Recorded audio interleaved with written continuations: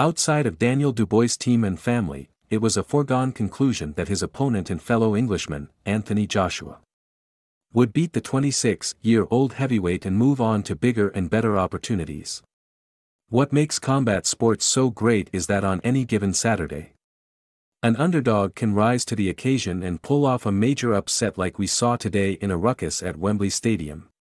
In much of the lead-up to this massive event, Dubois was directly being overlooked by Joshua's team, who were already looking towards a trilogy fight against Alexander Usyk.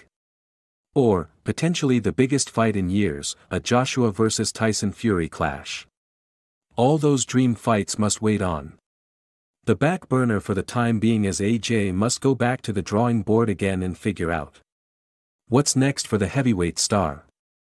Because of the reach of Joshua's brand, a major loss like the one he just suffered at the hands of Dubois will affect his climb back to the top of the mountain much less than other lesser-known fighters.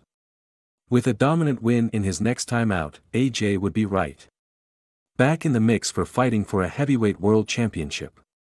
The only question that remains is who's next for Matchroom Boxing's most prominent fighter. With Deontay Wilder teasing that he isn't quite ready to hang up the gloves following his recent knockout loss, that fight would be a meeting of two sluggers that any fight fan would tune in to watch. Another potential opponent for Joshua could be Zhilei Zhang. Both of the aforementioned fights are competitive fights for the Briton heavyweight, but what's most likely to happen is a rematch with Dubois.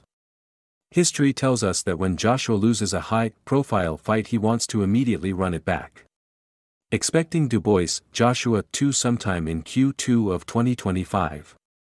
Before getting stopped in the 5th round by Dubois, Joshua was on his longest winning streak in over 5 years.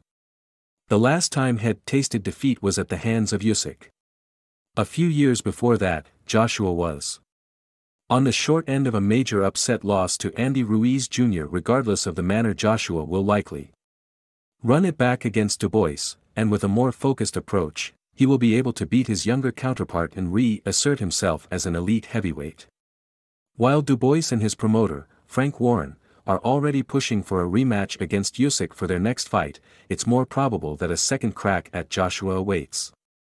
On the other hand, Eddie Hearn is already laying the groundwork for a rematch in 2025 when addressing the media in the post-fight press conference.